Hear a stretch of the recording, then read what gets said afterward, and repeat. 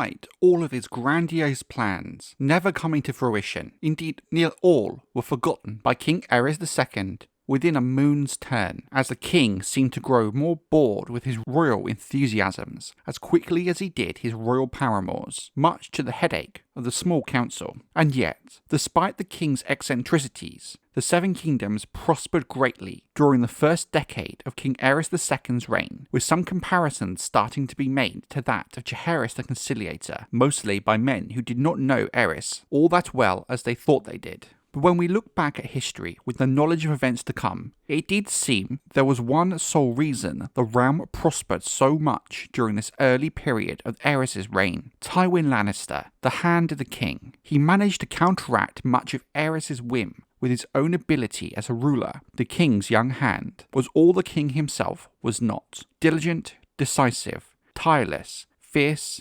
intelligent, just and stern, and very quickly Tywin won the respect of the men at court whom doubted his fitness for the role, given his age. In a very short time, Tywin had become considered one of the best men to ever take the role of Hand of the King. The gods made and shaped this man to rule. Grand Maester Pycelle wrote of Tywin Lannister in a letter to the Citadel after serving with him on the small council for less than 2 years, and rule is what Tywin Lannister did. As the king's own behaviour grew increasingly erratic as the years passed, more and more of the day-to-day running of the realm fell to his hand, while many kings gave their hands a loose leash, allowing them to indulge in the finer aspects of being king. The kind of decisions Tywin Lannister was being allowed to make on Aerys' behalf is the kind of power of a regent for a king, not yet a man grown. Regardless of the issues with Aerys himself, the realm was prospering under Tywin Lannister's stewardship, so much so that King Aerys' endless eccentricities did not seem too troublesome. Many Targaryens before him had exhibited similar behaviour without great cause for concern. From Old Town to the Wall, men began to say that Aerys might wear the crown, but it was Tywin Lannister who ruled the realm. The reality is that statement was very close to being true in reality. It was Tywin Lannister who settled the crown's dispute with the Braavosi, though without Aerys' wish of making the Titan kneel, much to his displeasure. He did so by repaying the money lent to Jaehaerys II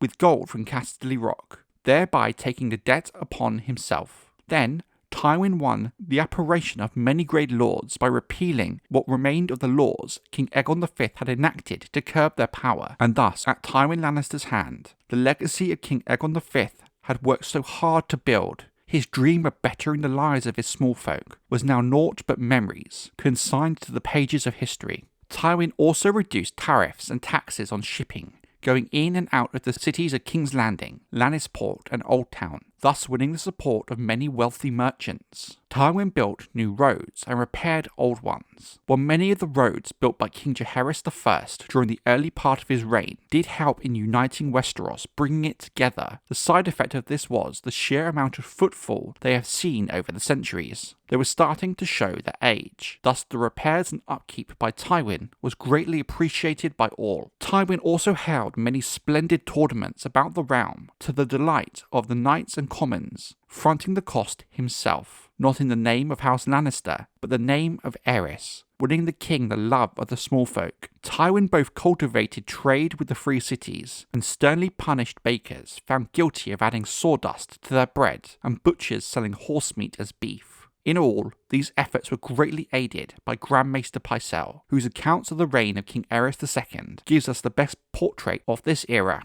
Yet, despite all of these accomplishments, Tywin Lannister was little loved by his fellow lords or the small folk, with him having a sour reputation for many. His rivals charged that he was humorless, unforgiving, unbending, proud and cruel.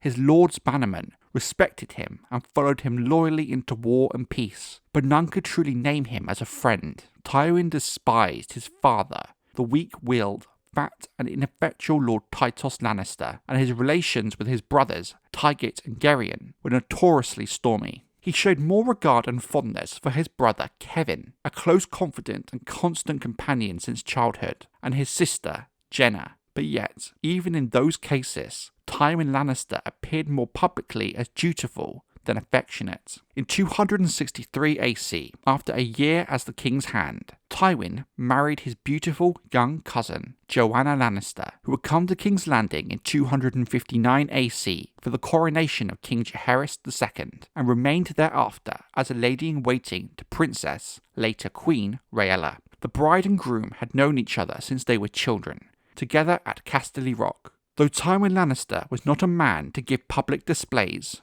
it is said that his love for his lady wife was so deep and long-abiding that only Lady Joanna truly knew the man beneath the armour. Grand Maester Pycelle wrote to the Citadel, "All his smiles belong to her, and her alone. I do avow that I have even observed her make him laugh, not once, but on 3 separate occasions."